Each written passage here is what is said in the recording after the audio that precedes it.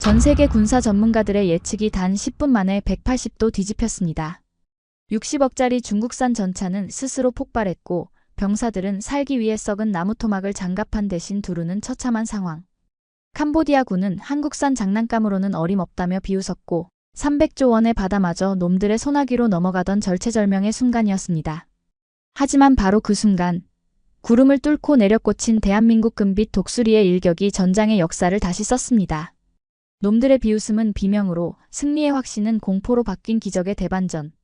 대체 대한민국은 저 작은 날개 속에 어떤 통제불능의 괴물을 숨겨놓았던 걸까요? 나무 갑옷을 입은 전차마저 구해낸 그 압도적인 참교육의 실체, 지금 바로 공개합니다. 제발 누군가 저게 농담이라고 말해주십시오. 저는 눈앞에 대형 모니터를 가득 채운 그 기괴한 광경에 들고 있던 보고서를 구겨버리고 말았습니다. 에어컨이 빵빵하게 돌아가는 벙커 아니었지만 등줄기에는 식은땀이 흐르더군요. 모니터 속 화면은 2025년의 현대전이라고는 도저히 믿기지 않는 그야말로 촌극 그 자체였으니까요. 화면 속 장소는 태국과 캄보디아 국경의 최대 격전지 500고지였습니다. 포탄 연기가 자욱한 그곳에서 태국 육군이 자랑하는 주력 전차 VT-4가 굉음을 내며 언덕을 오르고 있었죠. 그런데 말입니다. 그 최첨단이라는 전차의 모습이 어딘가 이상했습니다. 수십억 원짜리 복합 장갑이 있어야 할 자리에 굵직한 열대우림의 통나무들이 밧줄로 칭칭 감겨 있었기 때문입니다. 마치 중세시대 공성전을 보는 듯한 그 원시적인 모습에 제 옆에 있던 태국군 참모는 고개를 들지 못했습니다. 대체 왜 저런 짓을 하는 겁니까? 반응 장갑은 다 어디다 팔아먹고요? 제 물음에 참모는 떨리는 목소리로 대답하더군요. 병사들이 믿지 못하겠답니다. 중국산 장갑판이 터지지 않을 거라는 보장이 없으니 차라리 나무라도 두르는 게 마음 편하다더군요. 기가 막힐 노릇이었습니다. 병사들이 적의 포탄보다 아군의 장비를 더 무서워하고 있다니 말입니다. 하지만 저는 그들을 비난할 수 없었습니다. 불과 며칠 전 12월 12일에 벌어진 그 끔찍한 사고를 저 역시 똑똑히 목격했기 때문입니다. 그날도 상황은 비슷했습니다. 캄보디아군의 도발에 대응하기 위해 500고지로 진입하던 VT-4 전차 한 대가 적을 향해 포를 쏘는 순간이었습니다. 쾅! 하는 굉음과 함께 포구에서 불을 뿜어야 할 전차가 갑자기 포신 중간이 바나나 껍질처럼 찢겨나가며 내부에서 폭발해버린 겁니다. 적의 대전차 미사일에 맞은 게 아니었습니다. 그저 방아쇠를 당겼을 뿐인데 전차 스스로가 자살하듯 터져버린 것이죠. 그 처참한 광경은 실시간으로 전선에 생중계되었고 태국 기갑부대의 사기는 그야말로 바닥을 쳤습니다. 그러니 병사들이 전차 옆구리에 썩은 나무 토막이라도 매달고 싶은 심정이 이해가 가지 않겠습니까? 목숨은 하나뿐이니까요. 저는 답답한 마음에 벙커의 강화유리 너머 뿌연 연기로 뒤덮인 포이펫 시내를 내려다보았습니다. 저곳은 이미 도시의 기능을 상실한 지 오래였습니다. 중국계 자본이 세운 카지노 화려한 네온 사인은 깨진 지 오래고 무너진 건물 잔해 사이로 캄보디아군의 RPG 로켓이 비오듯 쏟아지고 있었죠. 솔직히 말씀드리면 저는 태국 국방부가 처음 중국산 무기를 도입하려 할 때부터 이 사단이 날 줄 알았습니다. 가격이 싸다, 기술 이전을 해주겠다는 중국의 달콤한 속삭임은 치명적인 독이 든 성배였거든요. 겉모습은 그럴싸하게 베꼈을지 몰라도 그 안에 들어가는 야금 기술이나 사격 통제 시스템의 정밀도는 흉내낼 수 없는 영역 아니겠습니까? 결국 가성비라는 명목하에 서명했던 그 계약서가 지금 병사들의 피로 청구되고 있는 셈이었습니다. 마커스 고문관님, 놈들이 또 도발합니다. 통신병의 다급한 외침에 저는 다시 현실로 돌아왔습니다. 캄보디아군이 해킹한 우리 측 통신망으로 적의 지휘관인 소페아 대령의 목소리가 흘러나오고 있었죠. 중국 유학파 출신인 그는 특유의 거만하고 느릿한 말투로 태국군을 조롱하더군요. 태국 형제 여러분, 그 나무 갑옷은 참으로 창의적이군요. 하지만 불이 잘 붙는다는 단점이 있지 않습니까? 우리가 좀 도와드릴까요? 그 말과 함께 500고지 정상을 향해 캄보디아군의 쏘잇한 공격이 시작되었습니다. 나무를 두른 전차는 말 그대로 불타는 장작더미가 되어버렸고 무전기 너머로는 병사들의 비명과 후퇴를 요청하는 고함 소리가 뒤섞여 아비규환을 이루었습니다. 주먹을 꽉 쥐었지만 제가 할 수 있는 건 아무것도 없었습니다.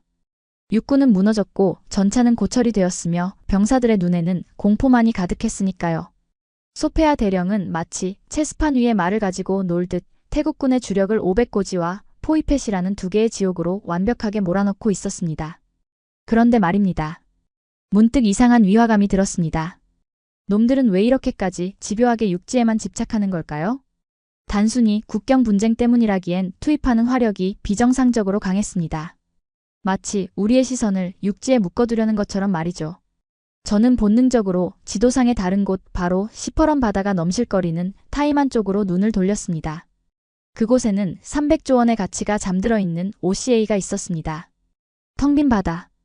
육지의 불길에 정신이 팔려 아무도 신경 쓰지 않고 있는 그 침묵의 바다가 제게는 왠지 모를 서늘함으로 다가오더군요. 해군 쪽 상황은 어떻습니까? 레이더에 잡히는 건 없나요? 제 질문에 레이더 담당 장교는 고개를 저으며 대수롭지 않게 대답했습니다. 깨끗합니다. 민간 어선들만 조업 중이네요.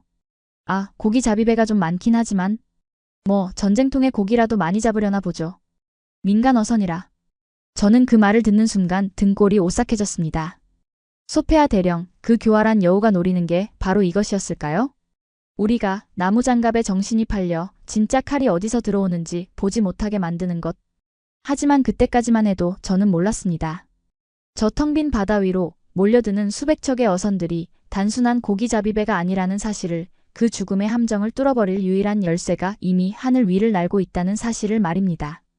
상황은 최악으로 치닫고 있었지만 역설적이게도 진짜 승부는 이제 막 시작되려 하고 있었습니다. 고기잡이배라니요? 그게 말이 됩니까? 저는 레이더 담당 장교의 무심한 대답을 듣자마자 본능적으로 거친 욕설이 튀어나올 뻔한 걸 간신히 삼켰습니다. 전쟁통에, 그것도 포탄이 빗발치는 격전지 인근 해역으로 수백 척의 민간 어선이 고기를 잡으러 들어온다니요. 상식적으로 생각해도 죽고 싶어서 환장한 게 아니라면 불가능한 일 아니겠습니까? 하지만 제 의심을 입 밖으로 꺼내기도 전에 상황실의 거대한 메인 스크린은 다시금 500고지의 참상을 비추는데 여념이 없더군요. 나무장갑을 두른 채 불타오르는 VT-4 전차의 모습, 그리고 그 위로 쏟아지는 캄보디아군의 조롱 섞인 전단지들. 태국 군부의 수뇌들은 그 치욕적인 광경에 넋이 나가 당장 육군에 화력을 쏟아붓는 것 외에는 아무런 판단도 하지 못하는 상태였습니다. 저는 답답함에 넥타이를 거칠게 풀러버리고 레이더 콘솔 뒤편으로 성큼성큼 걸어갔습니다. 비켜봐요. 원시 데이터를 좀 봐야겠습니다. 당황한 장교가 저지하려 했지만 저는 아랑곳하지 않고 키보드를 두드려 해상 레이더의 필터링을 해제했습니다. 화면 가득 메우고 있는 수백 개의 녹색 점들. 겉보기엔 그저 무질서하게 떠다니는 어선떼처럼 보였죠. 그런데 말입니다.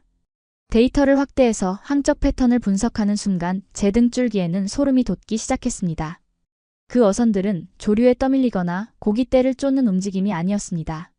일정한 간격을 유지한 채 마치 훈련받은 늑대 무리처럼 거대한 하객진을 펼치며 OCA 해역의 중심부를 향해 아주 천천히 그러나 확실하게 조여들고 있었으니까요. 결정적인 증거는 열상 감지 데이터에서 나왔습니다. 일반적인 디젤 어선이라면 엔진이 있는 선미 쪽에서만 열이 감지되어야 정상입니다. 하지만 그중 선두의 선 몇 척의 배들은 선체 중앙부에서 비정상적으로 시뻘건 고열을 내뿜고 있었습니다. 그건 단순한 엔진 열기가 아니었습니다. 발사 명령이 떨어지는 순간 즉시 화염을 뿜어내기 위해 예열 중인 미사일 발사관의 열기였던 겁니다. 함정이다. 이건 완벽한 함정이야. 저는 그 즉시 데이터를 출력해 사령관인 안우퐁 장군에게 달려갔습니다. 장군님, 지금 육지가 문제가 아닙니다. 놈들의 진짜 목표는 바다입니다. 이 어선들 위장한 캄보디아 해상 민병대입니다. 그 사이에 미사일 고속정이 숨어 있다고요? 하지만 안우퐁 장군은 벌겋게 충혈된 눈으로 저를 쳐다볼 뿐이었습니다. 그의 귀에는 제 경고보다 무전기를 통해 들려오는 500고지 전차병들의 비명소리가 더 크게 들리는 듯했죠. 마커스, 지금 내 부하들이 산 위에서 산채로 불타고 있네. 그런데 바다. 고작 어선 몇 척 때문에 육지 지원을 포기하고 함대를 돌리라는 건가? 어선이 아닙니다. 적에 뚫리면 300조 원짜리 석유밭을 놈들에게 고스란히 뺏긴다고요. VT-4는 이미 끝났습니다. 해군이라도 살려야 합니다. 제 절규에 가까운 설득에도 불구하고 장군은 고개를 저으며 무전기에 대고 고함을 질렀습니다. 해안포 부대 뭐 하는 거야? 500고지 좌표로 지원 사격 개시해. 한 놈도 살려보내지 마. 절망적이더군요. 공포에 질린 지휘관은 이성을 잃었고 중국산 무기의 실패가 만든 트라우마는 지휘 체계 전체를 마비시켜버렸습니다. 놈들의 성동격서 전략이 소름 끼칠 정도로 완벽하게 먹혀들고 있는 셈이었죠. 이대로라면 태국은 육지에서 자존심을 잃고 바다에서는 미래를 잃게 될 판이었습니다. 저는 힘없이 콘솔에서 물러났습니다. 벙커 안에 그 누구도 제 말을 믿지 않는 상황. 하지만 그렇다고 해서 뻔히 보이는 파국을 지켜볼 수만은 없지 않겠습니까? 저는 주머니 속에 USB를 만지작거렸습니다. 방금 제가 추출한 그 열상 데이터가 담긴 유일한 증거물이었죠. 태국군 시스템으로는 놈들을 설득할 수 없다. 중국산 레이더는 저 위장선들을 구별조차 못하고 있으니까. 그 순간 제 머릿속을 스치는 하나의 기억이 있었습니다. 지난달 촌부리 공군기지 경납고 구석에서 봤던 낯선 기체들. 태국 공군이 큰맘 먹고 도입했지만 중국 눈치를 보느라 실전에는 제대로 투입조차 하지 못하고 있던 훈련기 겸 경공격기, 바로 한국산 T-50TH 골든 이글이었습니다. 당시 한국에서 파견 나온 기술진이 제게 했던 말이 떠오르더군요. 이 녀석은 겉보기엔 작아도 눈 하나만큼은 F-16보다 매섭습니다. 데이터 링크만 연결되면 숨어있는 쥐새끼의 심장 박동까지 읽어낼 수 있죠. 그때는 그저 세일즈맨의 흔한 허풍이라고 생각했습니다. 하지만 지금 태국군이 가진 장비 중 저 교활한 위장수를 뚫어볼 수 있는 건 오직 그 녀석들 뿐일지도 모른다는 생각이 들었습니다. 아니, 어쩌면 그게 유일한 희망일 수도 있겠더군요. 저는 결심을 굳히고 벙커의 뒷문을 통해 조용히 빠져나왔습니다. 사령관의 승인 따위는 기다릴 시간이 없었습니다. 놈들이 미사일 발사 버튼을 누르기까지 남은 시간은 길어야 1시간. 그 안에 누군가는 저 바다의 거짓말을 벗겨내야만 했습니다. 후덥지근한 태국의 열기가 훅 끼쳐오는 벙커 밖 주차장. 저는 제 낡은 지프차에 시동을 걸며 핸들에 붙은 태국 공군 마크를 쳐다보았습니다. 그래, 한국 놈들 말이 사실인지 어디 한번 확인해보자고. 저는 액셀러레이터를 끝까지 밟았습니다. 목적지는 전장이 아닌 후방의 공군기지. 그곳에 잠들어 있는 황금 독수리를 깨우기 위해, 그리고 제 예감이 틀리지 않았음을 증명하기 위해 저는 미친 듯이 질주하기 시작했습니다. 어둠이 내려앉은 도로 위로 2025년의 가장 긴 밤이 시작되고 있었습니다. 지프차의 엔진 소리가 고막을 찢을 듯 울려 퍼졌지만 제 심장 소리는 그보다 더 크게 요동치고 있었습니다. 저는 방금 사령부 벙커를 뛰쳐나와 촌부리 공군기지로 향하는 7번 고속도로 위를 미친 듯이 달리고 있었죠.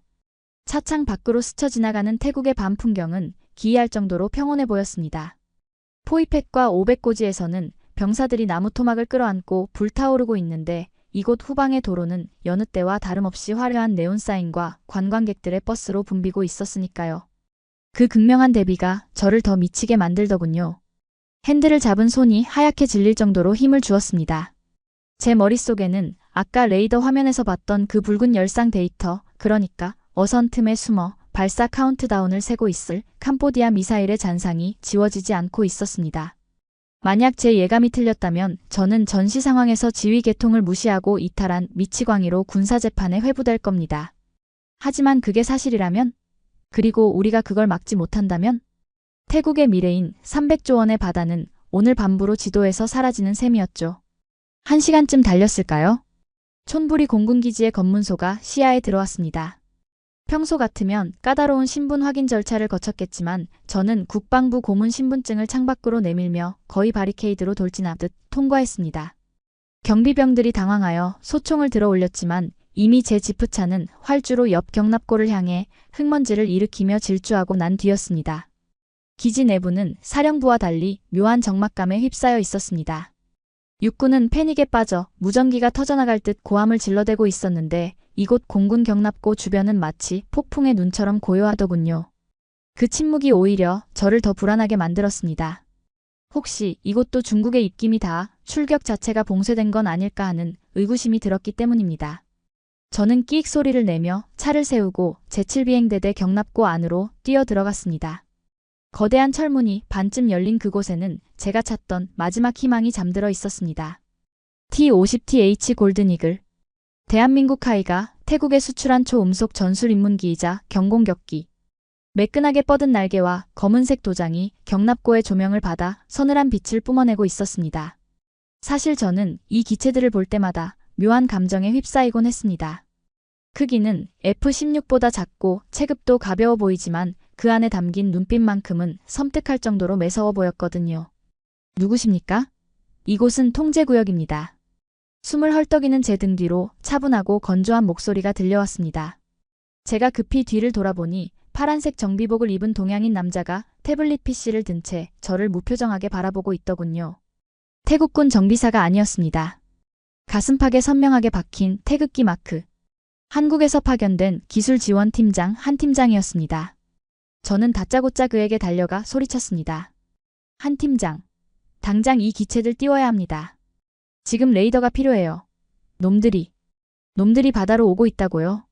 제 목소리는 흥분으로 갈라져 있었고 온몸은 땀으로 젖어 엉망진창이었습니다. 그런데 말입니다. 저를 대하는 한 팀장의 태도는 기이할 정도로 침착했습니다. 아니, 침착함을 넘어 마치 다른 세상에 사는 사람처럼 차가워 보일 지경이었죠. 그는 제 고함 소리에 눈썹 하나 까딱하지 않고 들고 있던 태블릿 화면을 손가락으로 가볍게 넘기며 대꾸하더군요. 마커스 고문관님, 진정하십시오. 호흡이 너무 가쁘십니다. 지금 진정하게 생겼습니까? 육군은 전멸 직전이고 중국산 레이더는 먹통이라고요. 당신네 비행기 그 레이더 성능 진짜입니까? 광고 책자에 나온 그대로 작동하냐고요. 저도 모르게 그의 멱살을 잡을 듯이 다가갔습니다. 사실 제 마음 한구석에는 깊은 불신이 깔려 있었습니다. 과거 제가 인도 국방부 자문으로 있을 때 겪었던 아준 전차의 악몽 때문이었죠. 당시 인도와 합작했던 수많은 기술자들은 문제가 터질 때마다 서로 책임을 회피하거나 과장된 스펙으로 위기를 모면하려 급급했으니까요. 기술자들은 다 똑같아. 팔 때는 최고라고 하다가 막상 전쟁이 터지면 핑계를 대지. 제 머릿속에선 그런 냉소적인 목소리가 끊임없이 들려오고 있었습니다. 이 한국인 기술자도 분명히 상부 승인이 없다, 부품 예열이 안 됐다, 소프트웨어 업데이트 중이다 같은 핑계를 대며 발을 뺄 것이라 예상했습니다. 하지만 한 팀장은 제 예상을 완전히 빗나가는 행동을 보였습니다. 그는 당황하거나 변명하는 대신 조용히 자신이 보고 있던 태블릿 PC를 제 눈앞에 들이밀더군요. 보시다시피 그의 짧은 한마디와 함께 제 눈에 들어온 화면은 충격 그 자체였습니다. 화면 속에는 태국만의 지도가 정밀하게 펼쳐져 있었고 그 위에는 붉은색 점들이 실시간으로 이동하고 있었습니다.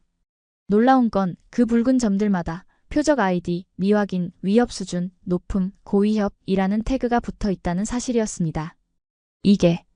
이게 뭡니까? 제가 떨리는 목소리로 묻자 한 팀장은 사무적인 말투로 설명을 이어갔습니다. 사령부 벙커에 중국산 레이더가 놓치고 있는 데이터들입니다. 저희는 10분 전 자체 데이터 링크를 통해 해상 이상 징후를 감지했습니다. 어선으로 위장했지만 엔진 출력이 비정상적으로 높더군요. 패턴 분석 결과 공격 대형입니다. 저는 망치로 머리를 한 대 얻어맞은 기분이었습니다. 태국군 사령부조차 파악하지 못해 우왕좌왕하고 있는 정보를 이들은 경납고 구석에 앉아 이미 다 꿰뚫고 있었던 겁니다. 그것도 제가 도착해 소리 지르기 훨씬 전부터 말이죠. 아니, 그럼 알고 있었으면서 왜 보고를 안 했습니까? 보고했습니다. 하지만 태국군 중앙 서버가 트래픽 초과로 다운됐더군요. 아마 500고지 쪽 교신량 폭주 때문이겠죠. 그래서 저희는 자체적으로 스탠바이 모드에 들어갔습니다. 스탠바이. 라니요? 한 팀장은 대답 대신 고개를 돌려 경납고 안쪽을 가리켰습니다. 그곳에는 T-50TH 2대가 이미 캐노피를 닫은 채 엔진 시동을 걸 준비를 마친 상태로 대기하고 있었습니다. 파일럿들은 콕핏에 앉아 바이저를 내리고 있었고 날개 밑에는 연습용 더미가 아닌 KGGB가 서늘하게 매달려 있더군요. 태국 공군 파일럿들이 출격을 거부하지 않았나요? 중국 눈치 보느라. 파일럿들은 군인입니다. 고문관님. 그들은 눈치가 아니라 믿을 수 있는 무기를 원하죠. 저희 시스템이 진짜 적을 보여주자마자 그들은 주저없이 헬멧을 썼습니다. 한 팀장은 주머니에서 작은 무전기를 꺼내더니 나직하게 명령을 내렸습니다. 관제탑 여기는 K팀. 골든이글 1, 2호기 활주로 진입합니다. 데이터 링크 연동 확인. 경납고의 거대한 철문이 완전히 열리며 밤하늘이 드러났습니다. 그 너머로 500고지 방향에서 번쩍이는 섬광과 폭음이 희미하게 전해져 왔지만 제 눈앞에 있는 한국 기술자들과 파일럿들은 동요하지 않았습니다. 그들은 흥분하지 않았고 소리 지르지도 않았으며 그저 기계처럼 정밀하게 움직일 뿐이었습니다. 그 차가운 침묵과 효율성. 그것은 제가 30년 군 생활 동안 봐왔던 그 어떤 군대보다도 압도적인 프로페셔널의 냄새였습니다. 60억짜리 전차가 나무 토막을 두르고 울부짖는 저 바깥 세상의 지옥과는 완전히 다른 차원의 세계가 이곳에 존재하고 있었던 겁니다. 저는 멍하니 활주로로 나가는 T-50TH의 뒷모습을 바라보았습니다. 엔진이 내뿜는 푸른 화염이 어둠을 가르는 순간 제 가슴속 깊은 곳에서 뜨거운 무언가가 울컥하고 치솟아 오르더군요. 그것은 안도감일 수도 혹은 제가 그토록 무시했던 작은 나라에 대한 경외감일 수도 있었습니다. 이제 시작이군요. 한 팀장이 제 옆에 서서 팔짱을 끼며 무심하게 말했습니다. 놈들이 진짜 기술이 뭔지 배울 시간이 되었습니다. 그의 말대로였습니다. 중국산 짝퉁 무기들이 판치던 가짜들의 전쟁터에 드디어 진짜 괴물이 풀려난 것입니다. 활주로를 박차고 오른 T-50TH의 애프터버너가 뿜어내는 푸른 화염이 밤하늘의 어둠 속으로 완전히 사라질 때까지 저는 그 자리에 못 박힌 듯 서 있었습니다. 귀를 찢을 듯 했던 제트 엔진의 포효가 잦아들고 나니 다시금 경납고에는 무거운 정적만이 감돌더군요. 매캐한 항공유 냄새가 코끝을 찔러왔지만 제 신경은 온통 등 뒤에 서 있는 한 팀장과 그의 손에 들린 태블릿 그리고 경납고 안쪽에 마련된 임시 통제실로 쏠려 있었습니다. 들어오시죠. 이제 쇼가 아니라 현실을 보실 차례입니다. 한 팀장은 짧게 말하고는 저를 컨테이너 박스로 개조한 통제실로 안내했습니다.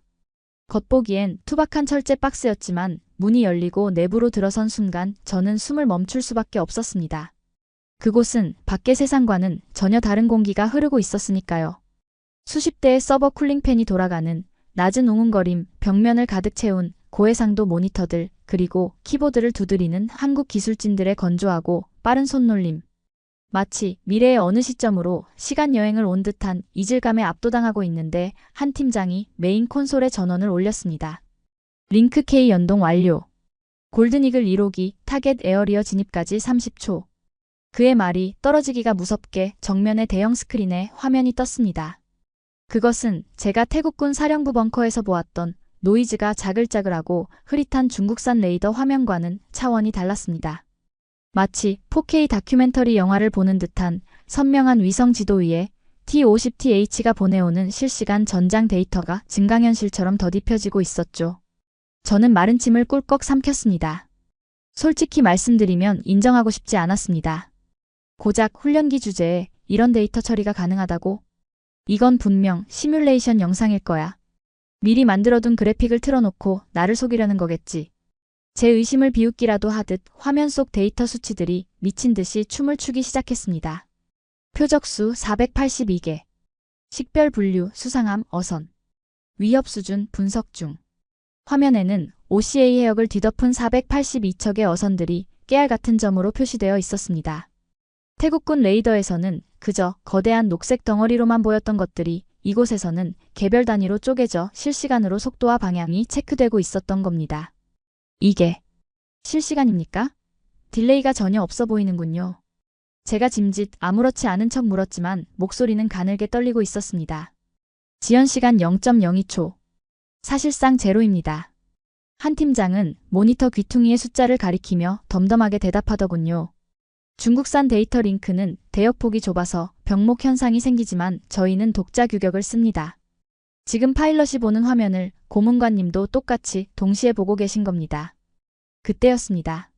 화면 속 T-50TH의 아이콘이 OCA 해역 상공을 선회하기 시작하자 수백 개의 점들 사이에서 기이한 현상이 벌어졌습니다. 대부분의 점은 안전으로 표시되는데 유독 3개의 점만이 시뻘건 위험으로 전멸하기 시작한 것입니다. 표적 아이디 21A44C89F. 열신호 비정상 감지. 이게 뭡니까? 왜 저 배들만 빨간색이죠? 제 질문에 한 팀장은 키보드를 두드려 해당 좌표를 확대했습니다. 화면이 순식간에 줌인되더니 어선 세척의 열상 이미지가 흑백으로 떠올랐습니다. 일반적인 어선이라면 배 뒤쪽 엔진실만 하얗게 빛나야 정상입니다. 그런데 말입니다. 저 세척의 배는 갑판 한가운데에 마치 관처럼 생긴 길쭉한 원통형 물체가 시뻘건 열기를 내뿜고 있었습니다. 엔진 과열입니까? 제가 애써 부정하며 물었습니다. 아니요. 한 팀장의 대답은 단호했습니다. 엔진은 선미에 있습니다. 저건 갑판 중앙이죠. 길이 6.8m, 직경 0.5m. 그리고 온도가 주변보다 섭씨 40도 높습니다. 저건. 그는 잠시 말을 끊더니 저를 똑바로 쳐다보며 쐐기를 박았습니다. 발사 준비를 위해 예열 중인 C-802 대한미사일 발사관입니다. 엔진 열기로 위장하려 했겠지만 저희 A사 레이더의 SAR 모드까지는 속이지 못했군요. 저는 주먹을 꽉 쥐었습니다. 손바닥에 끈적한 땀이 배어 나오더군요. 믿을 수가 없었습니다. 아니, 믿고 싶지 않았습니다. 세계 최강이라던 미 공군의 F-35나 정찰 위성 정도는 되어야 식별 가능한 정보를 고작 한국산 경공격기가 그것도 야간에 이렇게 선명하게 잡아낸다고요? 이건 오류일 겁니다. 센서가 너무 예민해서 엔진 배기관 열기를 잘못 잡은 걸 수도 있어요. 고기 잡이배의 냉동창고가 과열됐을 수도 있고. 저는 말도 안 되는 변명을 늘어놓으며 화면을 노려보았습니다. 제 자존심이 허락하지 않았으니까요. 수십 년간 군사 전문가로 살아온 제가 가성비 무기라고 무시했던 한국산 장비에 감탄하고 있다는 사실 자체가 패배처럼 느껴졌기 때문입니다. 하지만 제 부정은 10초도 가지 못했습니다. 화면 속에서 또 다른 데이터 팝업창이 떴기 때문이죠. 전자정보 탐지됨. 신호 원점 347형 사격 통제 레이더. 신호정보 수집 완료. 한 팀장이 차갑게 읊조렸습니다. 저 어선들에서 사격 통제 레이더 전파가 방출되기 시작했습니다. 고기를 잡는 배가 사격 레이더를 쏠 리는 없겠죠? 고문관님. 그 순간 저는 다리에 힘이 풀려 의자에 주저앉고 말았습니다. 화면 속의 붉은 점들은 단순한 오류가 아니었습니다. 그것은 태국 해군을 수장시키기 위해 아가리를 벌리고 있는 진짜 악어들이었습니다. 만약 이 정보 없이 태국 함정이 접근했다면 생각만 해도 끔찍한 대학살이 벌어졌을 겁니다. 그런데 T-50TH는 공격기가 아닙니까? 정찰 능력이 이렇게 뛰어날 리가. 제가 넋이 나간 채 중얼거리자 옆에 있던 젊은 한국인 오퍼레이터가 피식 웃으며 혼잣말처럼 대꾸하더군요. 요즘 세상의 공격, 정찰 따로 하는 게 어디 있습니까? 날아다니는 건 다 센서죠. 우린 그걸 네트워크 중심전이라고 부릅니다. 그 말이 비수처럼 꽂혔습니다. 맞습니다. 500고지의 태국 병사들은 2차 세계대전 때나 볼 법한 나무 장갑을 두르고 싸우고 있는데 한국은 이미 21세기의 네트워크 전쟁을 하고 있었던 겁니다. 이 압도적인 기술 격차. 60년 전 전쟁의 폐허였던 나라가 어떻게 이런 말도 안 되는 시스템을 갖추게 된 걸까요? 저는 문득 화면 구석에 표시된 또 다른 데이터를 보았습니다. T-50TH의 레이더가 바다만 보고 있는 게 아니었습니다. 기체의 레이더 빔 중 일부는 500고지의 산악 지형을 훑고 있더군요. 지상 표적 조준 완료. 좌표 500고지 사구역. 표적 유형 지휘 벙커. 잠깐, 이건 또 뭡니까? 바다를 보면서 동시에 산도 조준하고 있는 겁니까? 멀티태스킹입니다. 한 팀장이 태블릿을 두드리며 설명을 덧붙였습니다. 바다의 미사일 발사 징후와 동시에 500고지 뒤쪽에 숨은 캄보디아군 지휘 벙커의 위치를 역추적했습니다. 놈들이 쏘는 재밍 신호의 발신지를 찾아낸 거죠. 저는 헛웃음이 터져나왔습니다. 그러니까 지금 저 비행기 한 대가 바다의 함정을 찾아내고 동시에 육지의 적장목을 겨누고 있다는 말입니까? 혼자서? 혼자가 아닙니다. 한 팀장이 정면의 화면을 가리켰습니다. 데이터 링크로 연결된 모든 아군이 함께 보고 있으니까요. 지금 이 좌표 태국 해군 기함인 푸미포남에도 전송되었습니다. 화면 속에서 푸미포남의 아이콘이 반짝였습니다. 무장 시스템 준비 완료. 표적 할당 3개소 확인됨. 모든 것이 완벽했습니다. 오차 범위 제로. 통신 지연 제로. 판단 착오 제로. 저는 그제야 인정할 수밖에 없었습니다. 제가 그토록 찾아 헤맸던 전장의 신이 제우스도 아니고 오딘도 아닌 바로 저 작은 한반도에서 온 데이터 쪼가리들 속에 살아 숨쉬고 있었다는 사실을 말입니다. 그때 통제실의 스피커를 통해 골든이글 1호기 파일럿의 목소리가 치직거리는 노이즈와 함께 들려왔습니다. 태국 공군 파일럿이었지만 목소리에는 두려움 대신 확신에 찬 전율이 흐르고 있더군요. K팀, 여기는 골든이글 1. 타겟 락온 완료. 시야가 믿을 수 없을 정도로 깨끗하다. 명령만 내리면 놈들을 지옥으로 보낼 수 있다. 오버. 한 팀장이 저를 돌아보았습니다. 그의 눈빛은 여전히 차분했지만 입가에는 아주 희미한 미소가 걸려 있었습니다. 마치 자신이 만든 예술작품을 자랑스러워하는 장인처럼 말이죠. 마커스 고문관님, 이제 결정하시죠. 이 데이터를 사령부에 보내시겠습니까?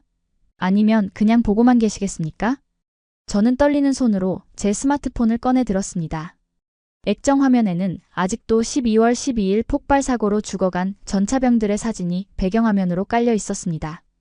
그리고 500고지에서 지금도 나무 토막 뒤에 숨어 떨고 있을 병사들의 얼굴이 스쳐 지나갔습니다. 더 이상 망설일 이유가 없었습니다. 제 자존심 따위는 개나 줘버려야 했습니다. 지금 중요한 건 저 건방진 가짜들을 진짜 기술로 짓밟아버리는 것뿐이었으니까요. 연결해. 제가 쉰 목소리로 명령했습니다. 사령관에게 이 화면 그대로 띄워. 그리고 전에 우리가 찾던 구세주가 여기 있다고. 한 팀장이 엔터키를 누르는 순간 데이터 전송 완료. 라는 문구와 함께 전장의 판도를 뒤집을 거대한 스위치가 켜졌습니다. 데이터 전송 완료. 화면에 뜬 그 짧은 녹색 문구가 깜빡이는 순간 제 심장은 터질 듯이 요동치기 시작했습니다. 저는 마치 사형 선고를 기다리는 죄인처럼 촌부리 경납고의 통제실 모니터를 통해 사령부 벙커의 상황을 지켜보고 있었죠. 화상으로 연결된 안우퐁 사령관의 얼굴은 창백하게 질려 있었습니다. 아마도 그동안 자신이 어선이라고 믿었던 존재들이 실은 태국의 목숨을 끊어놓을 미사일 발사되었다는 사실을 방금 두 눈으로 확인했기 때문일 겁니다. 벙커 안에 장교들이 웅성거리는 소리가 스피커를 타고 넘어왔습니다. 이게 정말입니까? 어선 갑판 아래에 C-802 미사일이 숨겨져 있다니. 열상 반응이 확실합니다. 우리가 접근했으면 전멸했을 겁니다. 안우퐁 사령관은 떨리는 손으로 마이크를 잡더군요. 그의 눈동자에는 배신감과 공포 그리고 뒤늦은 깨달음이 뒤섞여 있었습니다. 그는 화면 너머의 정확히는 제 옆에 선 한 팀장을 바라보며 힘겹게 입을 열었습니다. 마커스. 그리고 한국 팀장. 이 데이터 신뢰할 수 있는 건가? 의심할 시간조차 아깝습니다, 장군님. 한 팀장이 마이크에 대고 차갑게 잘라 말했습니다. 지금 이 순간에도 놈들의 미사일 발사관 온도는 1도씩 올라가고 있습니다. 3분입니다. 3분 안에 타격 명령을 내리지 않으면 태국 해군은 수장됩니다. 그 3분이라는 단어가 주는 압박감은 실로 엄청났습니다. 그런데 말입니다. 바로 그 순간 한 팀장이 제게 손짓을 하며 모니터 구석에 있는 작고 붉은 아이콘 하나를 가리키더군요. 저는 홀린 듯 그쪽으로 시선을 돌렸습니다. 그 아이콘에는 시스템 잠금 해제됨이라는 경고 문구가 떠 있었습니다. 이건 또 뭡니까? 제가 묻자 한 팀장은 묘한 미소를 지으며 키보드를 두드렸습니다. 그러자 화면 중앙의 복잡한 소스 코드와 함께 지금껏 제가 본 적 없는 기밀 문서 형태의 창이 팝업되었습니다. 고문관님, 사실 T50TH에는 태국 국방부도 모르는 히든 기능이 하나 숨겨져 있습니다. 히든 기능이라니요? 평시에는 락이 걸려 있어서 단순한 훈련기처럼 보이지만 전시 상황에서 특수 코드를 입력하면 해제되는 기능이죠. 한번 읽어보시겠습니까? 저는 침을 꿀꺽 삼키며 화면에 뜬 영문 매뉴얼을 소리내어 읽어내려갔습니다. 기능명, 크로스 플랫폼 타겟팅.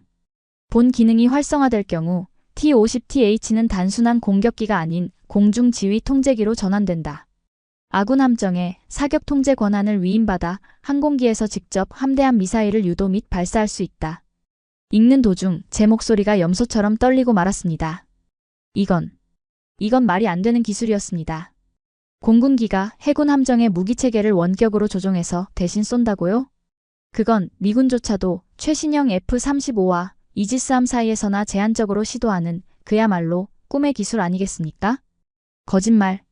태국 해군이 보유한 한국산 호위함 푸미포남과 연동된다는 겁니까? 제가 경악하며 묻자 한 팀장은 태연하게 고개를 끄덕였습니다. 맞습니다. 푸미포남도 저희 DSME가 만들었으니까요. 애초에 설계할 때부터 두 기계는 서로 대화하도록 만들어졌습니다. 태국이 중국 눈치 보느라 그 기능을 봉인해뒀을 뿐이죠. 방금 제가 그 봉인을 풀었습니다.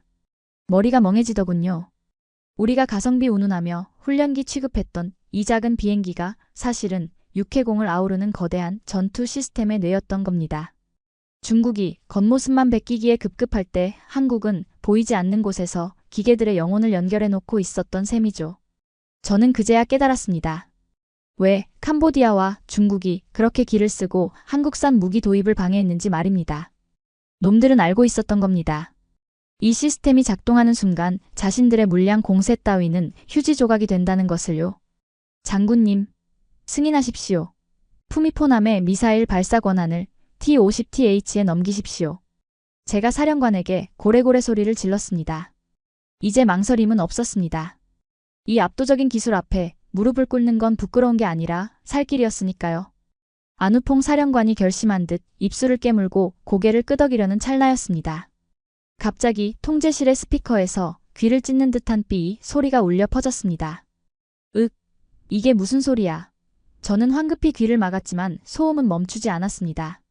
동시에 그 선명하던 4K 모니터 화면이 미친 듯이 지직거리며 붉은색 노이즈로 뒤덮이기 시작했습니다.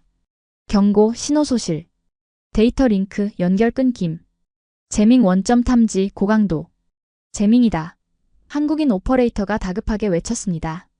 단순한 전파 방해가 아닙니다. 이건 광대역 노이즈 재밍이에요. 주파수 대역 전체를 덮어버리고 있습니다. 화면 속에서 안우퐁 사령관의 모습이 끊기더니 이내 검은 화면으로 변해버렸습니다. 사령부와의 연결이 끊긴 겁니다. 그뿐만이 아니었습니다. T-50TH가 보내오던 전장 데이터, 그토록 선명했던 500고지와 어선들의 좌표 정보가 순식간에 모래성처럼 무너져 내리고 있었습니다. 한 팀장, 어떻게 된 겁니까? 연결이 왜 끊겨요? 제가 한 팀장의 어깨를 잡고 흔들었지만 그의 표정 또한 처음으로 굳어 있었습니다. 놈들이 마지막 카드를 꺼냈군요. 중국산 대형 전자전 장비를 가동했습니다. 500고지 뒤쪽에 숨겨둔 게 틀림없어요. 그때였습니다. 끊긴 줄 알았던 스피커에서 기계적으로 변조된 듯한 음산한 목소리가 흘러나왔습니다. 태국어도 한국어도 아닌 어눌한 영어였습니다. 미스터 마커스. 그리고 한국의 쥐새끼들. 우리가 모를 줄 알았나? 소페아 대령이었습니다. 아니, 정확히는 그 배후에 있는 중국 기술 고문의 목소리였겠죠. 놈들은 태국군 통신망뿐만 아니라 우리 쪽 비상 주파수까지 해킹해서 치고 들어온 겁니다.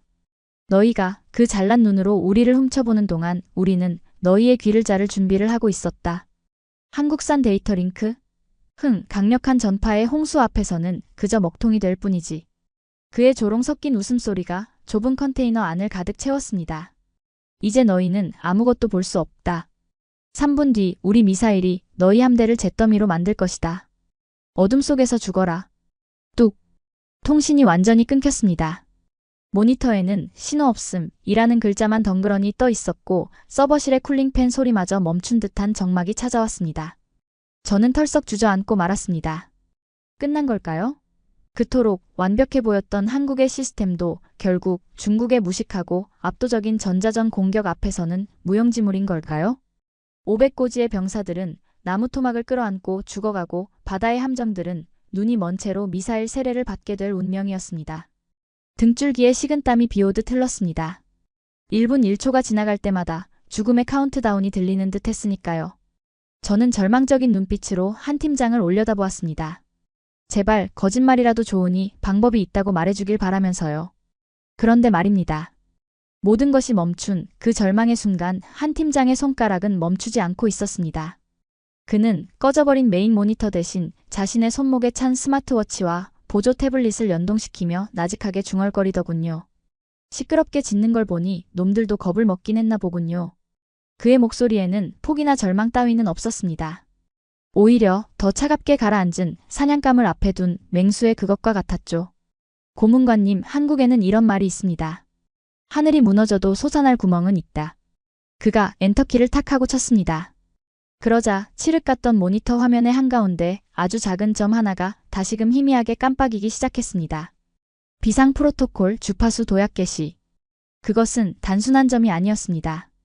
거대한 전파의 폭풍 속에서 유일하게 살아남은 희망의 불씨였습니다. 비상 프로토콜 주파수 도약 개시. 그 희미한 문구가 깜빡이는 순간 컨테이너 안은 마치 폭발 직전의 압력솥처럼 변해버렸습니다. 에어컨이 미친 듯이 돌아가고 있었지만 내부 온도는 순식간에 몇 도나 치솟은 것 같았죠. 수십 대의 서버가 비명을 지르며 내뿜는 열기, 그리고 그보다 더 뜨거운 사람들의 열기가 좁은 공간을 가득 메웠기 때문입니다. 주파수 대역 1.2에서 1.8까지 전면 차단됐습니다. 놈들이 출력을 최대치로 올렸어요. 예비 채널 4번, 7번도 먹통입니다. 알고리즘이 따라가질 못합니다. 오퍼레이터들의 다급한 외침이 빗발쳤습니다. 소페아 대령의 호언장담은 허세가 아니었습니다. 중국산 전자전 장비가 뿜어내는 재밍 신호는 마치 거대한 쓰나미처럼 몰려와 우리가 붙잡고 있던 얇은 데이터의 밧줄을 끊어버리려 하고 있었으니까요. 모니터 화면은 여전히 지지직거리는 노이즈로 뒤덮여 있었고 간헐적으로 들리는 파일럿의 숨소리만이 우리가 아직 연결되어 있다는 유일한 증거였습니다. 저는 숨이 턱 막혀왔습니다. 단순히 통신이 끊긴 게 문제가 아니었습니다. 제 등 뒤에서는 지금 태국군 수뇌부가 저를 향해 퍼부을 저주와 비난이, 그리고 제 앞에서는 3분 뒤 수장될 수천 명의 태국 병사들의 원망이 시커먼 파도처럼 밀려오고 있었습니다. 만약 여기서 실패한다면 저는 군법 회의에 회부되는 건 둘째치고 이 나라 역사에 길이 남을 살인 방조자로 낙인 찍혀 사회적으로 매장당할 것이 뻔했습니다. 한 팀장, 안 되는 겁니까? 방법이 없는 거냐고요. 제가 절박하게 소리쳤지만 한 팀장은 대답조차 하지 않았습니다. 아니, 대답할 수 없었을 겁니다. 저는 그때 처음으로 차갑고 냉정해 보이던 그 한국인 기술자의 뒷모습을 똑바로 보았습니다. 그의 등은 땀으로 흠뻑 젖어 셔츠가 살에 달라붙어 있었고 키보드를 두드리는 손가락은 눈에 보이지 않을 정도로 빠르게 움직이고 있었습니다. 그런데 말입니다. 가까이 다가가서 본 그의 모니터 화면은 충격 그 자체였습니다. 그는 기존의 자동화 프로그램을 돌리는 게 아니었습니다. 검은 바탕에 흰 글씨가 쏟아지는 코딩창을 띄워놓고 실시간으로 변하는 적의 재밍 주파수 패턴을 눈으로 읽어가며 그에 대응하는 회피 코드를 수동으로 짜놓고 있었던 겁니다. 미친. 이게 사람의 속도라고? 저도 모르게 헛바람이 새어나왔습니다. 기계가 해야 할 연산을 사람이, 그것도 초단위로 변하는 전장 상황 속에서 직접 수행하고 있다니요. 그건 마치 쏟아지는 소나기 사이를 빗방울 하나 맞지 않고 뛰어가는 것과 같은 기행이었습니다. 옆에 있던 다른 오퍼레이터들도 마찬가지였습니다. 코피가 터져 휴지로 대충 틀어막은 채 모니터를 노려보는 직원, 충혈된 눈으로 핏대를 세우며 좌표를 소리쳐 부르는 직원. 그들의 모습은 더 이상 세련된 첨단 기술자가 아니었습니다. 그것은 흡사, 참호 속에서 백병전을 치르는 피냄새 진동하는 전사들의 모습이었습니다. 잡았다. 요 쥐새끼들. 한 팀장이 이를 악물고 뇌까렸습니다. 평소의 정중함은 온데간데 없고 목소리에는 서늘한 도끼가 서려 있더군요. 고문관님, 놈들은 무식하게 댐을 터뜨려서 물을 쏟아붓고 있습니다. 힘으로 막으려니 안 되는 겁니다. 하지만 물살이 아무리 거세도 물고기가 다닐 길은 있는 법이죠. 그게 무슨 소리입니까? 놈들의 재밍 패턴에 0.5초의 간극이 있습니다. 장비가 과열되는 걸 막기 위해 잠깐씩 쉬는 틈이죠. 우린 그 틈을 탄다. 한 팀장은 말이 끝나기도 전에 엔터키를 주먹으로 내려쳤습니다. 전 채널 호핑 속도 10배로 올려. 놈들이 쫓아오기 전에 먼저 뛴다. 그 순간 멈춰있던 쿨링팬 소리가 비행기 이륙 소리처럼 커지며 컨테이너 전체가 웅웅거리기 시작했습니다. 과부하가 걸린 서버에서 타는 냄새가 훅 끼쳐왔지만 아무도 신경 쓰지 않았습니다. 모두가 홀린 듯 메인 스크린을 바라보았으니까요. 지직거리던 붉은 노이즈 사이로 기적이 일어났습니다. 마치 흙탕물이 가라앉듯 화면이 맑아지더니 사라졌던 T50TH의 시야가 다시 돌아오기 시작한 겁니다. 비록 아까처럼 선명한 4K 화질은 아니었습니다. 흑백에 거친 입자가 섞인 마치 낡은 필름 같은 화면이었죠. 하지만 그 거친 화면 속에 우리가 그토록 찾던 세 개의 붉은 점은 그 어느 때보다 선명하게 빛나고 있었습니다. 링크 복구됨, 안정도 78%. 됐어. 뚫었다. 오퍼레이터 중 한 명이 환호성을 질렀고 저 역시 다리에 힘이 풀려 주저앉을 뻔했습니다. 하지만 한 팀장은 웃지 않았습니다. 그는 핏발선 눈으로 마이크를 움켜쥐며 소리쳤습니다. 아직 안 끝났어. 78%로는 자동 유도가 안 돼. 미사일이 빗나갈 수 있어. 그의 말대로였습니다. 재밍을 뚫긴 했지만 신호가 불안정해서 컴퓨터가 알아서 조준해주는 자동 모드는 사용할 수 없는 상태였습니다. 그럼 어떡합니까? 시간이 없는데? 제가 멱살을 잡듯 묻자 한 팀장은 거친 숨을 몰아쉬며 저를 노려보았습니다. 파일럿의 눈을 믿어야 합니다. 우리가 길은 열었으니 쏘는 건 그들이 직접 해야 합니다. 수동으로요. 수동이라니. 이 밤중에 마하의 속도로 날면서 수십 킬로미터 밖에 움직이는 배를 눈으로 보고 맞추라고요? 60억짜리 전차도 못 믿어서 나무를 두르는 판국에 태국 파일럿들이 그런 신기에 가까운 기동을 해낼 리가 없지 않습니까? 절망감이 다시금 고개를 드는 찰나 스피커를 통해 골든 이글 1호기 파일럿의 목소리가 들려왔습니다. 아까와는 달랐습니다. 거친 숨소리가 섞여 있었지만 그 목소리에는 두려움 대신 어떤 확신이 차 있더군요. K팀 들린다. 영상이 보인다. 비록 흐릿하지만 놈들이 어디 있는지 알겠어. 골든 이글 1 자동 락온 불가다. 육안으로 식별하고 매뉴얼로 때려야 한다. 할 수 있겠나? 한 팀장의 질문에 짧은 정적이 흘렀습니다. 그리고 이어진 대답은 제 평생 잊지 못할 전율을 안겨주었습니다. 가능하다. 너희가 만들어준 이 날개라면 내 손발처럼 움직이니까. 저는 그제야 깨달았습니다. 대한민국의 기술은 단순히 기계를 잘 만든 게 아니었습니다. 그들은 기계 안에 신뢰를 심어 놓았던 겁니다. 극한의 상황에서도 작동할 거라는 믿음, 그리고 그 믿음을 지키기 위해 코피를 쏟아가며 밤을 새우는 엔지니어들의 저 치열한 돕기. 그것이 바로 카달로그 스펙에는 적혀있지 않은 한국 무기의 진짜 성능이었습니다. 가자. 한 팀장이 나직하게 중얼거렸습니다. 보여줘. 가짜들이 판치는 세상에 진짜가 어떻게 싸우는지. 화면 속 T-50TH의 고독의 숫자가 급격히 떨어지기 시작했습니다. 하늘 높은 곳에서 안전하게 쏘는 버튼 전쟁이 아니었습니다. 파일럿은 적의 머리 위로 직접 뛰어들어 숨통을 끊어놓기 위해 급강하를 선택한 겁니다. 컨테이너 안에 모든 사람들이 숨을 멈췄습니다. 이제 기술의 시간은 끝났고 야수의 시간이 시작되었습니다. 골든 이글 1 진입각도 너무 가파르다.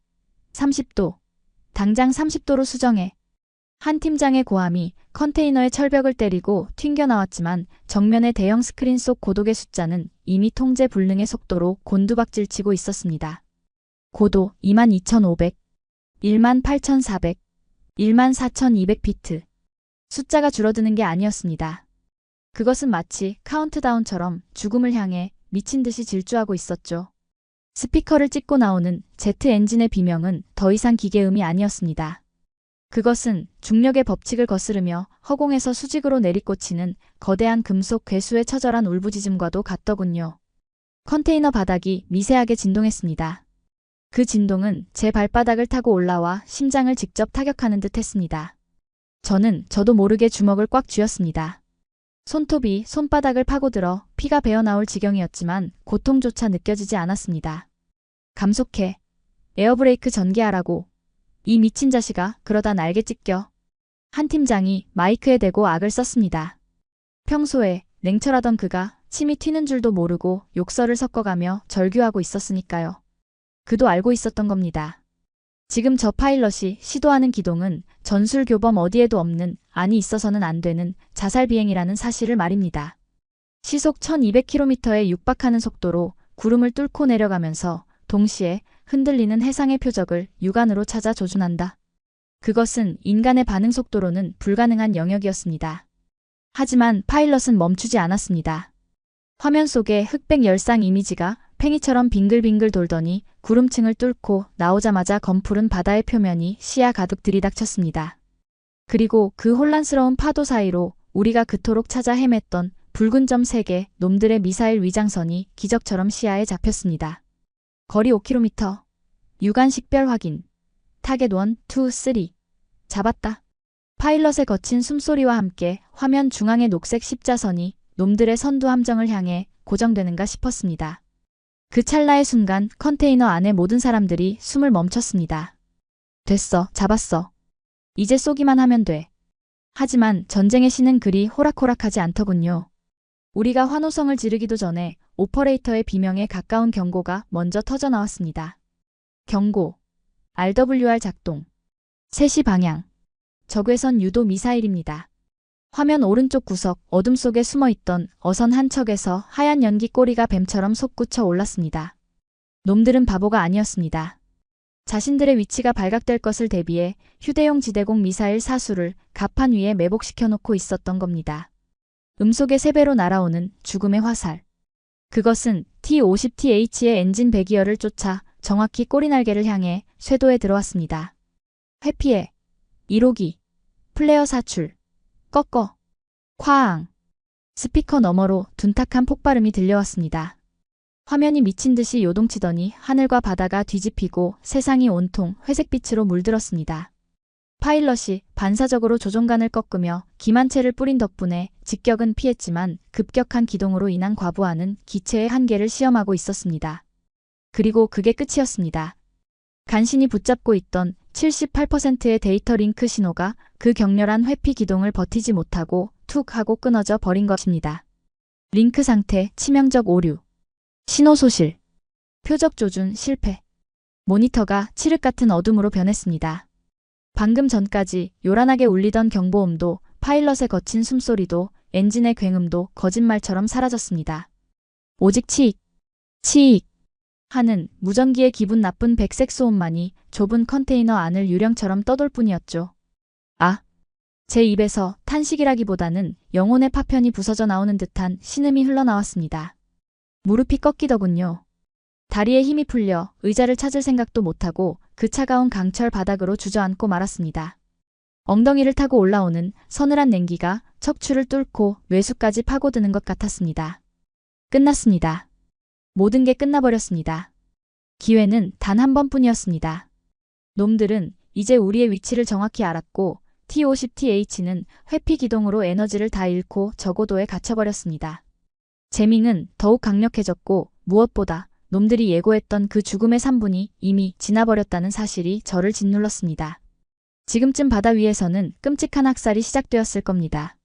캄보디아의 C-802 미사일이 시뻘건 화염을 뿜으며 태국 호위함의 옆구리를 찢어발기겠죠. 수천 명의 수병들이 차가운 밤바다 속으로 빨려 들어가고 500고지의 병사들은 지원 사격이 끊긴 채 나무 토막을 끌어안고 산채로 불타오를 겁니다. 내가 죽인 거야. 머릿속에서 누군가가 속삭이는 듯 했습니다. 60억짜리 고철 덩어리 옆에 나무 토막을 매달고 살려달라고 비명을 지르던 그 어린 병사들의 얼굴이 주마등처럼 스쳐 지나갔습니다. 제가 그들에게 뭐라고 했습니까? 조금만 버티라고 한국산 무기가 구해줄 거라고 큰 소리치지 않았습니까? 그 오만이, 그 근거 없는 자신감이 이제는 날카로운 비수가 되어 제 심장을 후벼 파고 있었습니다. 나는 전문가가 아니었다. 그저 화려한 카탈로그 스펙과 기술 용어에 취해 전쟁이라는 비정한 현실을 시뮬레이션 게임처럼 착각한 늙은 몽상가였을 뿐이다. 내일 아침이면 전 세계 뉴스가 떠들썩하겠죠. 태국군의 괴멸 300조 원의 바다를 뺏기다. 그리고 그 패배의 중심에 서 있던 무능한 외국인 고문관의 이름. 저는 사회적으로 매장당하는 것을 넘어 역사의 길이 남을 살인 방조자로 기록될 운명이었습니다. 미안하다. 정말 미안하다. 저도 모르게 중얼거렸습니다. 눈앞이 흐릿해지며 눈물이 핑 돌더군요. 과거 인도 국방부 자문 시절 겪었던 아준 전차의 실패가 떠올랐습니다. 그때도 저는 기술적 결함을 경고했지만 무시당했고 결국 수많은 예산과 시간이 허공으로 날아갔었죠. 하지만 이번엔 다릅니다. 돈이 아니라 사람의 목숨이 날아갔으니까요. 결국 가성비 무기는 여기까지였던 걸까요? 중국이라는 거대한 공룡이 뿜어내는 압도적인 물량과 전자전 공격 앞에서는 한국이라는 작은 호랑이도 어쩔 수 없는 종이 고양이였던 걸까요? 고개를 들어 주변을 둘러보았습니다. 그토록 치열하게 자판을 두드리던 한국인 오퍼레이터들도 하나둘 고개를 떨구고 있었습니다. 누군가는 키보드에서 손을 떼었고 누군가는 머리를 감싸 쥐고 괴로워했습니다. 코피가 터져 붉게 물든 휴지가 바닥에 뒹굴고 있었지만 아무도 닦을 생각을 하지 않았습니다. 그들의 눈빛에서 빛이 사라져가고 있었으니까요. 그 침묵이 저를 더욱 견딜 수 없게 만들었습니다. 차라리 누군가 소리라도 지르거나 욕이라도 퍼부어줬으면 좋겠는데 이 패배의 공기는 너무나 무겁고 끈적거려서 숨조차 쉴 수 없게 만들었으니까요. 그런데 말입니다. 그 죽음 같은 침묵과 체념의 늪 속에서 단 한 사람만이 움직이고 있었습니다. 한 팀장이었습니다. 그는 절망하지 않았습니다. 그렇다고 희망을 이야기하지도 않았습니다. 그는 그저 분노하고 있었습니다. 꺼져버린 모니터를 뚫어질 듯 노려보는 그의 눈빛은 슬픔이 아니라 시퍼런 살기로 이글거리고 있더군요. 그의 셔츠는 식은땀으로 흠뻑 젖어 등에 달라붙어 있었고 마우스를 쥔 오른손은 부들부들 떨리고 있었지만 그는 결코 시선을 떼지 않았습니다. 팀장님, 그만하죠. 우린 할 만큼 했습니다. 제가 힘없는 목소리로 말했습니다. 더 이상의 발버둥은 비참할 뿐이라고 생각했기 때문입니다. 이제 그만 현실을 받아들이고 사령부의 패배를 보고하는 것이 마지막 남은 책임이라고 여겼습니다. 하지만 그는 제 말을 듣지 못했거나 철저히 무시한 게 분명했습니다. 그는 쓰고 있던 헤드셋을 집어 던지듯 책상에 내려놓고 통제 데스크 구석에 처박혀 있던 두꺼운 기술 매뉴얼 책자를 거칠게 펼쳤습니다. 촤라락. 종이가 찢어질 듯 넘어가는 소리가 정막을 깼습니다. 그는 무언가를 미친 듯이 찾고 있었습니다. 붉게 충혈된 눈으로 깨알 같은 활자들을 훑어내리는 그 모습은 마치 지옥의 끝자락에서 탈출구를 찾는 악귀와도 같아 보였습니다. 안 끝났어. 절대 이렇게는 못 끝내. 그가 씹어뱉듯 중얼거렸습니다. 내 시스템은 완벽했어. 코드는 틀리지 않았다고. 고작 중국산 전파 방해 따위에. 내 기술이, 내 조국이 만든 무기가 무릎 꿇는다고? 웃기지 마. 그의 목소리는 떨리고 있었지만 그것은 공포 때문이 아니었습니다. 그것은 엔지니어로서의 지독한 자존심 그리고 자신의 손으로 만든 날개가 추락하는 꼴을 도저히 용납할 수 없는 장인의 도끼였습니다. 그는 갑자기 고개를 번쩍 들더니 뒤에 서 있던 오퍼레이터의 멱살을 잡을 듯이 소리쳤습니다. 야, 1호기 타겟팅 포드 스펙 다시 불러. 레이저 조사기 코드 1688번 맞지? 출력 최대치 얼마야? 네, 맞습니다. 20kW급입니다. 하지만 그건 왜? 레이저 유도 폭탄 모드로 전환한다. 당장. 팀장님, 정신 차리십시오. 지금 폭탄을 쏘려는 게 아니지 않습니까? 우리는 함대한 미사일을 유도해야 한다고요. 게다가 놈들은 이미 연막을 쳤을 겁니다. 레이저는 연기를 못 뚫어요. 오퍼레이터의 반박은 지극히 타당했습니다. 상식적으로 생각해도 레이저는 구름이나 연막에 막히면 무용지물입니다. 지금 같은 상황에서 레이저를 쓴다는 건 소총으로 탱크를 잡겠다는 소리나 다름없었습니다. 하지만 한 팀장의 대답은 그 자리에 있던 우리 모두의 상식을 산산조각 내버렸습니다. 폭탄을 쏘려는 게 아니야. 우리가 하늘의 등대가 된다. 그는 저를 돌아보며 핏발선 눈으로 말했습니다. 고문관님, 태국 해군 호위함 푸미포남에 있는 5인치 함포 사거리가 얼마나 됩니까? 저는 멍하니 홀린 듯 대답했습니다. 보통 20km 정도입니다. 지금 T-50TH와 적함의 거리는 5km 내외. 함포 사거리는 차고 넘쳐. 문제는 놈들이 안 보인다는 거지. 그는 다시 꺼져버린 화면을 손가락으로 가리켰습니다. 데이터 링크가 죽었으면 아날로그로 간다. T-50TH가 더 내려가서 놈들의 백앞판 정확히 미사일 발사관에 레이저를 쏘아 점을 찍는다. 그럼 호위함은 그 레이저 반사파를 보고 함포를 쏘는 겁니다. 미사일처럼 복잡한 전자신호 따위 필요 없어. 그냥 빛만 따라가면 돼. 미친 짓입니다. 저도 모르게 비명을 질렀습니다. 레이저로 지시를 하려면 비행기가 목표물 상공에서 계속 아주 끈질기게 머물러야 합니다. 대공 미사일이 날아다니는 저기서? 게다가 연막을 뚫으려면 코앞까지 접근해야 하는데? 그건 파일럿 보고 죽으라는 소리 아닙니까? 그건 살인교사나 다름없었습니다. 놈들의 맨페즈 유효 사거리는 3km. 그 안으로 들어가서 회피 기동도 하지 않고 수평 비행을 유지하며 10초 이상 레이저를 비추고 있으라니요. 어떤 미친 파일럿이 그 명령을 따르겠습니까? 그건 용기가 아니라 객기였습니다. 하지만 한 팀장은 이미 마이크를 다시 잡고 있었습니다. 그리고 그가 내뱉은 말은 제 가슴속 깊은 곳에 묻어두었던 오랫동안 잊고 있었던 뜨거운 무언가를 건드리고 말았습니다. 고문관님, 우리 파일럿들은 에어쇼를 하러 온 게 아닙니다. 전쟁을 하러 온 겁니다. 죽을 각오가 없는 군인은 없습니다. 그는 심호흡을 한번 크게 내쉬더니 다시 끊어질 듯 말 듯한 비상통신 채널을 열었습니다. 치익. 노이즈 너머로 아무런 대답이 없었습니다. 추락했나? 이미 늦은 건가? 침묵의 1초가 1년처럼 느껴지던 그때. 색. 여기는 1호기. 스피커를 통해 거친 숨을 몰아쉬는 골든이글 1호기의 파일럿 나롱소령의 목소리가 들려왔습니다. 두려움에 떨고 있을 거라 생각했습니다. 살려달라고 귀환하겠다고 말할 줄 알았습니다. 하지만 그의 목소리는 차분하다 못해 서늘하게 가라앉아 있더군요.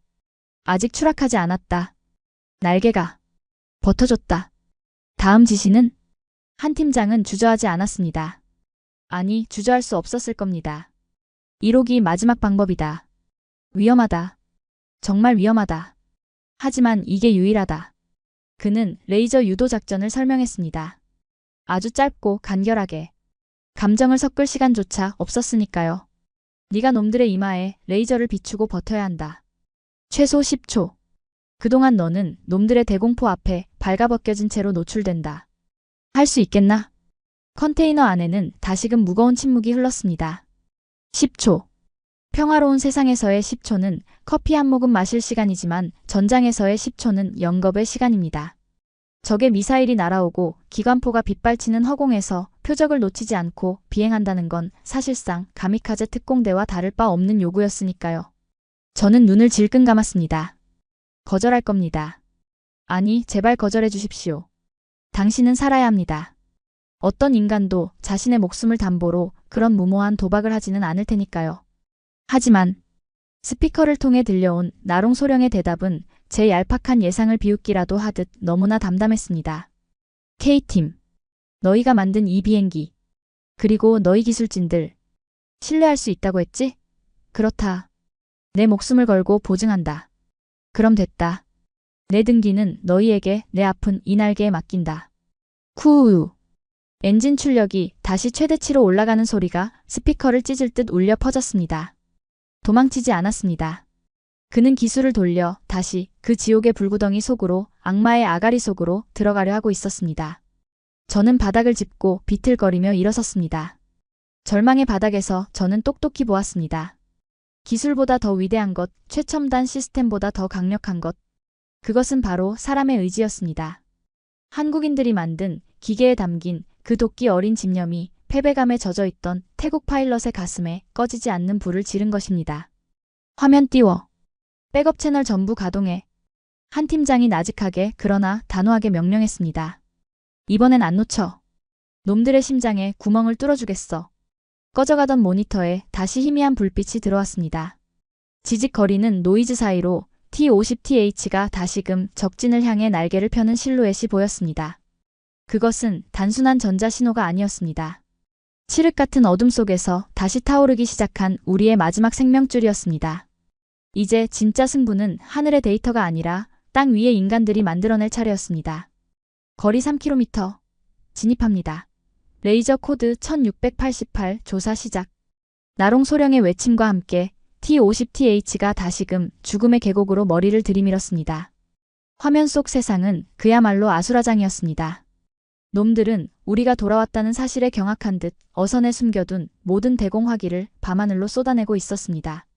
붉은 예광탄 줄기가 비 오듯 쏟아지고 하얀 연기를 내뿜는 지대공 미사일 2발이 교차하듯 기체를 스치고 지나갔습니다. 회피해. 1호기. 너무 가까워. 오퍼레이터가 비명을 질렀지만 나롱 소령은 기체를 비틀지 않았습니다. 아니, 비틀 수 없었을 겁니다. 레이저 유도를 위해서는 기체 하단에 달린 포드가 목표물을 지속적으로 바라봐야 했으니까요. 그는 조종간을 꽉 쥔 채 빗발치는 포화 속을 뚫고 수평 비행을 유지하는 미친 짓을 감행하고 있었습니다. 보고 있다. 놈들의 미사일 발사관이 보인다. 스피커 너머로 들려오는 그의 목소리는 고통으로 일그러져 있었습니다. 급격한 기동과 중력 가속도를 견디느라 잇새로 바람 새는 소리가 들렸고 호흡은 끊어질 듯 거칠었죠. 하지만 화면 중앙의 녹색 십자선은 마치 본드로 붙여놓은 듯 놈들의 선두 지휘선 갑판 위에서 미동도 하지 않고 있었습니다. 레이저 상태 발사 중, 조사 중. 탄착까지 10초. 9초. 카운트다운이 시작되었습니다. 그 10초는 제 인생에서 가장 긴 시간이었습니다. 한 팀장은 모니터를 뚫어져라 노려보며 입술을 깨물어 피가 흐르는 줄도 모르고 있었습니다. 그때였습니다. 끊긴 줄 알았던 적의 해킹 채널에서 소페아 대령의 목소리가 다시 터져 나왔습니다. 아까의 거만함은 사라지고 당황과 공포가 뒤섞인 목소리더군요. 미친 놈들. 거기서 레이저를 쏜다고? 죽고 싶어 환장했나? 쏴. 다 떨어뜨려. 놈들의 발악은 처절했습니다. 화면 전체가 섬광으로 번쩍거릴 정도로 대공포가 폭발했고 T-50TH의 캐노피 바로 옆에서 파편이 튀는 모습이 카메라에 잡혔습니다. 나롱 소령의 짧은 신음이 들렸습니다. 맞았을까요? 하지만 기체는 흔들리지 않았습니다. 오히려 그는 더 깊숙이 놈들의 코앞까지 파고들더군요. 마치 자신의 목숨을 화살촉으로 삼아 적의 심장에 꽂으려는 것처럼 말입니다. 탄착까지 5초, 4초. 푸미포남, 보고 있나? 저 빛이 보이나? 한 팀장이 마이크에 대고 포효했습니다. 바다 위에는 놈들이 뿌린 연막탄 때문에 시야가 흐렸습니다. 하지만 그 자욱한 회색 연기 속을 뚫고 나온 한 줄기 초록색 레이저 빔이 놈들의 미사일 발사관 위에서 영롱하게 반짝이고 있었습니다. 그리고 마침내 태국 해군 호위함 푸미포남의 함장에게서 응답이 왔습니다. 그 목소리는 전율로 떨리고 있었습니다. 보인다. 별이 보인다. 사격 개시. 쾅, 쾅, 쾅. 호위함의 주포인 127mm 한 포가 불을 뿜었습니다. 미사일처럼 복잡한 유도 전파는 필요 없었습니다. 재밍? 해킹? 그런 건 쇳덩어리 포탄 앞에서는 무용지물이었으니까요. 그저 동료가 목숨을 걸고 찍어준 저 빛의 점을 향해 날아가기만 하면 되는 겁니다. 초음속으로 날아간 포탄들이 연막을 뚫고 장렬하는 순간 밤바다가 대낮처럼 환하게 밝아졌습니다. 첫 번째 포탄이 놈들의 지휘선 한가운데를 정확히 관통했습니다. 그러자 갑판 아래 숨겨져 있던 C-802 미사일의 탄두가 유폭을 일으키며 단순한 폭발이 아닌 거대한 불기둥이 되어 하늘로 솟구쳐 올랐습니다. 으악! 뭐야? 이거 뭐야? 소페아 대령의 비명소리가 스피커를 찢을 듯 울려 퍼졌습니다. 타겟 1 침몰. 타겟 2 격파. 타겟 3. 유폭 확인. 오퍼레이터들의 환호성이 터져나왔지만 아직 끝이 아니었습니다. 바다의 위협은 사라졌지만 육지, 즉 500고지의 병사들을 괴롭히는 진짜 머리가 남아있었기 때문입니다. 1호기. 상승해. 이제 벙커를 딴다. 한 팀장의 외침에 해수면을 스치듯 날던 T-50TH가 급격하게 기수를 쳐들었습니다. 엔진의 애프터버너가 시퍼런 화염을 내뿜으며 기체를 수직으로 밀어 올렸습니다. 중력을 거스르는 그 압도적인 기동성. 놈들의 대공포가 뒤늦게 쫓아왔지만 이미 황금 독수리는 구름 위로 사라진 뒤였습니다. 좌표 전송 완료. KGB 투하. 나롱 소령의 목소리는 차분했습니다. 방금 전까지 죽음의 문턱을 넘나들던 사람이라고는 믿기지 않을 정도로 냉정했죠. 기체 날개 밑에서 묵직한 폭탄 2발이 분리되어 날개를 펴고 500고지 후방을 향해 활강하기 시작했습니다. 소페아 대령은 그제야 사태를 파악한 듯 했습니다. 아, 안 돼. 멈춰. 제발. 우린 항복하겠. 하지만 그의 애원 섞인 목소리는 끝까지 이어지지 못했습니다. 500고지 뒤편 캄보디아군 지휘 벙커가 있던 자리에서 섬광이 번쩍이더니 거대한 흙먼지와 함께 산의 능선 자체가 무너져 내렸기 때문입니다. 놈들이 자랑하던 중국산 전자전 장비와 지휘부가 단 한 번의 타격으로 흙 더미 속에 파묻혀버린 겁니다. 표적 파괴. 재밍신호 소멸 종료. 그 순간 컨테이너 안을 가득 채우고 있던 붉은색 노이즈 화면이 거짓말처럼 사라졌습니다. 치직. 하던 잡음도 멈췄습니다. 대신 맑고 깨끗해진 화면 위로 500고지의 전경이 선명하게 들어왔습니다. 더 이상 태국군의 비명소리는 들리지 않았습니다. 대신 무전기 너머로 믿을 수 없는 소리가 들려오더군요. 와, 살았다. 놈들이 도망친다. 만세. 나무 토막을 두른 전차 뒤에 숨어있던 병사들이 참호 속에서 뛰쳐나와 하늘을 향해 손을 흔들고 있었습니다. 그들의 시선이 닿은 곳 구름 한 점 없는 밤하늘 위로 T-50TH 2대가 승리의 롤 기동을 하며 유유히 사라지고 있었습니다. 그제야 한 팀장은 헤드셋을 벗어 책상 위에 내려놓더군요. 그의 손은 여전히 미세하게 떨리고 있었지만 표정만큼은 그 어느 때보다 평온해 보였습니다. 그는 땀에 젖은 머리카락을 쓸어넘기며 멍하니 서 있는 제게 나직하게 말했습니다. 보셨습니까, 고문관님? 이게 바로 우리가 만든 무기입니다. 저는 아무 말도 할 수 없었습니다.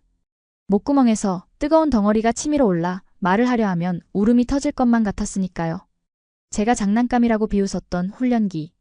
가성비로 포장된 껍데기라고 무시했던 그 작은 비행기가 오늘 밤 한나라의 운명을 구원했습니다. 아니, 정확히 말하면 그 비행기를 만든 사람들의 혼이 구원한 것이겠죠. 저는 떨리는 손으로 스마트폰을 꺼냈습니다. 아직도 제 손에는 땀이 흥건했지만 더 이상 망설임은 없었습니다. 저는 국방부 장관 직통 번호를 눌렀습니다. 여보세요? 마커스입니다. 수화기 너머로 장관의 다급한 목소리가 들렸습니다.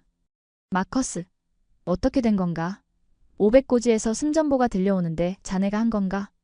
저는 잠시 숨을 고른 뒤 모니터 앞에 서 있는 한 팀장과 묵묵히 제 할 일을 정리하는 한국 기술진들의 뒷모습을 바라보았습니다.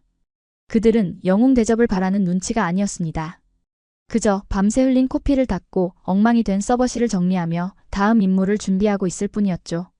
그 담담한 모습이 저를 더 부끄럽게 만들더군요. 장관님, 저는 아무것도 하지 않았습니다. 제가 천천히 또박또박 대답했습니다. 다만 제가 틀렸다는 것을 보고 드립니다. 우리는 그동안 가짜를 비싸게 사고 진짜를 싸구려 취급했습니다. 그게 무슨 소리인가? 오늘 태국을 구한 건 화려한 중국산 전차가 아닙니다. 바로 저 하늘에 떠 있는 한국산 금빛 독수리입니다. 그리고 저는 잠시 말을 멈추고 한 팀장과 눈을 맞췄습니다. 그는 피식 웃으며 엄지를 치켜 세우더군요. 그 독수리의 심장을 만든 저 지독한 한국인들입니다. 전화기 너머로 장관의 침묵이 흘렀습니다. 컨테이너 밖으로 나오자 동쪽 하늘이 희뿌옇게 밝아오고 있었습니다. 밤새 계속되던 포성은 멈췄고 촌부리 기지의 활주로에는 무사히 귀환하는 T-50TH의 엔진 소리만이 평화롭게 울려 퍼졌습니다. 저는 넥타이를 풀어헤치고 시원한 새벽 공기를 깊이 들이마셨습니다. 어제까지만 해도 절망뿐이었던 이 공기가 오늘은 왠지 모를 희망의 냄새로 가득 차 있는 것 같았습니다. 전쟁은 아직 끝나지 않았을지도 모릅니다. 하지만 적어도 오늘 밤 우리는 가장 확실한 승리의 공식을 배웠습니다. 진짜 강함이란 카달로그의 숫자에 있는 것이 아니라 그 무기를 다루는 사람의 가슴 속에 있다는 사실을 말입니다. 그 괴물 같은 한국인들이 우리 편이라서 정말 다행이라는 생각이 드는 새벽이었습니다. 새벽의 푸른 기운이 촌부리 공군기지의 활주로를 천천히 덮어가고 있었지만 제 가슴 속의 열기는 좀처럼 식지 않더군요. 경납고 밖으로 나오자 밤새 전쟁터였던 하늘은 언제 그랬냐는 듯 거짓말처럼 평온한 쪽빛으로 변해 있었습니다. 저는 주머니에서 담배 한 개피를 꺼내 물었지만 라이터를 켤 생각조차 하지 못했습니다. 제 눈앞에 펼쳐진 광경이 너무나 비현실적이었기에 그저 멍하니 바라볼 수밖에 없었기 때문입니다. 활주로 한가운데 임무를 마치고 돌아온 T-50TH 2대가 아침 햇살을 받아 번쩍이고 있었습니다. 불과 몇 시간 전만 해도 죽음의 계곡을 넘나들던 그 금빛 독수리들은 이제 날개를 접고 고요히 쉬고 있었죠. 기체 곳곳에는 그을음이 묻어있고 페인트가 벗겨진 자국들이 선명했습니다. 그것은 단순한 기계의 흠집이 아니라 조국을 지키기 위해 사투를 벌인 영광스러운 훈장처럼 보이더군요. 그리고 그 곁에는 진짜 영웅들이 있었습니다. 한 팀장과 한국 기술진들은 환호성을 지르거나 서로를 끌어안으며 자축하지 않았습니다. 그들은 그저 묵묵히 기체의 상태를 점검하고 데이터 로그를 백업하며 엉망이 된 장비들을 정리하고 있었으니까요. 밤새 코피를 쏟고 목이 쉬도록 소리를 질렀던 그들이었지만 승리의 순간 앞에서는 기이할 정도로 차분했습니다. 마치 우리는 당연히 해야 할 일을 했을 뿐입니다. 라고 말하는 듯한 그 담담한 뒷모습.